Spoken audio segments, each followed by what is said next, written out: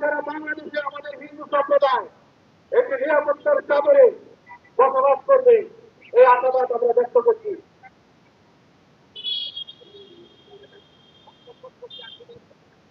আমি এই মুহূর্তে বক্তব্য রাখার জন্য হিন্দু মহাজোটের ছাত্র মহাজোটের পক্ষ থেকে বক্তব্য রাখার জন্য সুযোগ রয়েছে, অনুরোধ করছি। চক্রবর্তী।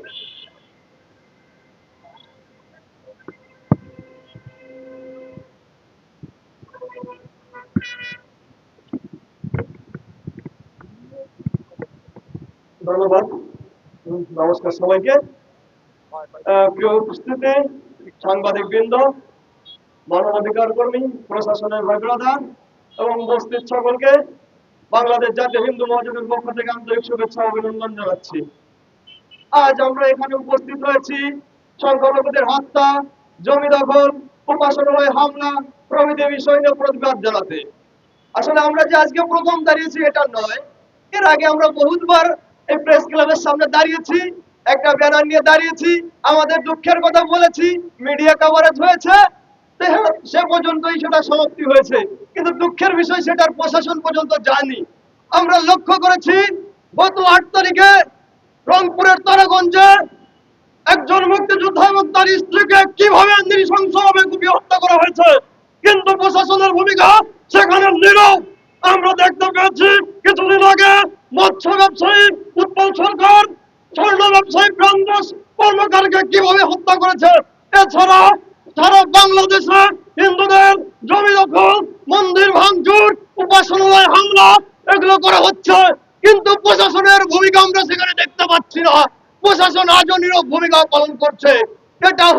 এটা আমাদের জাতিসত্তাকে ভীষণভাবে আঘাত করেছে।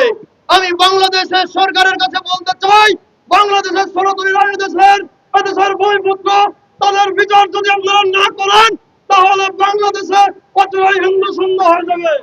আমরা আজকের এই মানববন্ধনের মাধ্যমে প্রশাসনের কাছে 2টা গুরুত্বপূর্ণ দাবি জানাচ্ছি।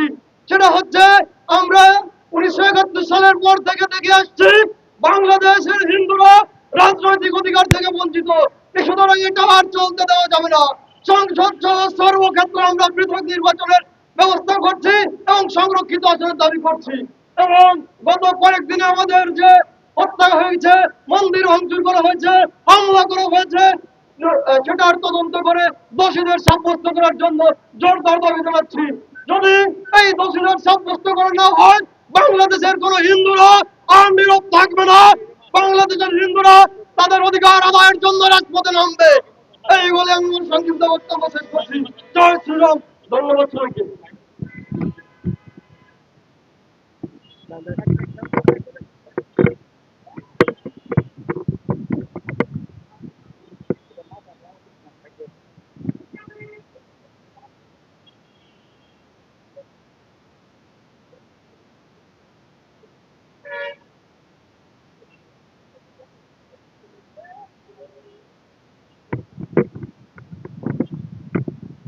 প্রিয় সাংবাদিক বন্ধুগণ এবং উপস্থিত সকলকে আমার সশ্রদ্ধ নমস্কার। আজকে আমরা এখানে উপস্থিত হয়েছি রংপুরে একটা মুক্তিযোদ্ধা পরিবারকে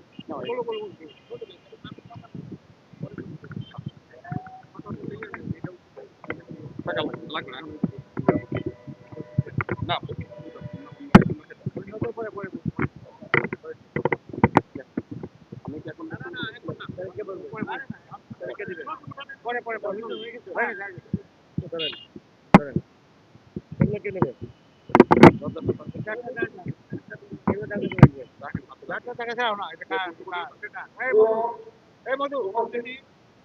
আমাদের মাঝে যুব মহাজোটের সম্মানিত সাধারণ সম্পাদক সুজন খান, সাংগঠনিক সম্পাদক সঞ্জয়, আরো উপস্থিত হয়েছেন বিভিন্ন নেতৃবৃন্দ। এই মুহূর্তে বক্তব্য রাখার জন্য আমি অনুরোধ জানাচ্ছি ছাত্র মহাজোটের কুশালতা পল্লব দাসকে।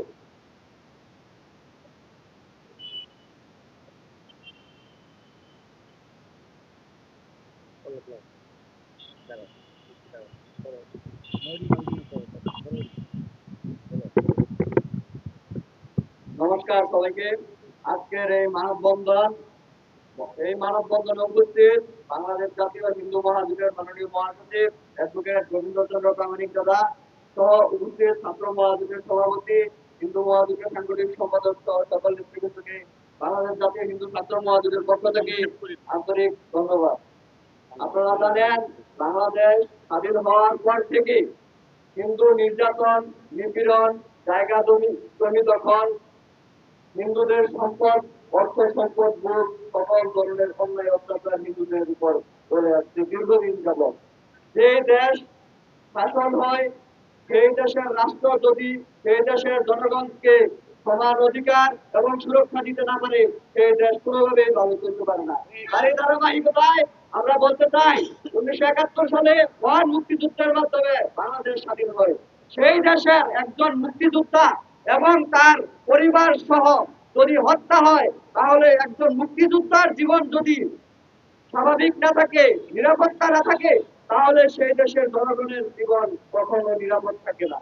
তারই ধারাবাহিকতায় আমরা বলতে চাই, আজকের এই মানববন্ধন সারা দেশের সনাতনীদের পক্ষ হয়ে বলতে চাই, হিন্দুদের নির্যাতন, নিপীড়ন সম্পূর্ণভাবে পরিহার করুন রাষ্ট্র এবং রাষ্ট্রের দায়িত্বশীল কর্মকর্তাবৃন্দ।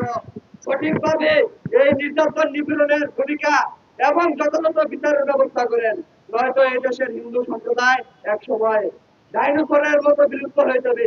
আমরা অন্তর্বর্তীকালীন সরকারের কাছে আবেদন রাখতে চাই, বীর মুক্তিযোদ্ধা এবং তার পরিবার হত্যার এই নির্মম হত্যাকাণ্ডের অতি দ্রুত বিচারের দাবি জানাই এবং হিন্দুদের স্থায়ীভাবে বসবাস এবং হিন্দুদের জীবনের নিরাপত্তার জন্য বাংলাদেশ জাতীয় হিন্দু মহাজোটের দীর্ঘদিনের দাবি পৃথক নির্বাচন এবং সংসদের সংরক্ষিত আসন সঠিকভাবে প্রণয়ন করে এই দেশের হিন্দুদের জীবনমান এবং তাদের জীবন পরিচালনার সুস্থ প্রয়োজনীয় ব্যবস্থা নেওয়ার জন্য অনুরোধ জানাই।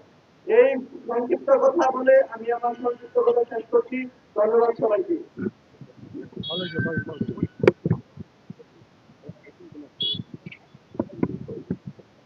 ধন্যবাদ।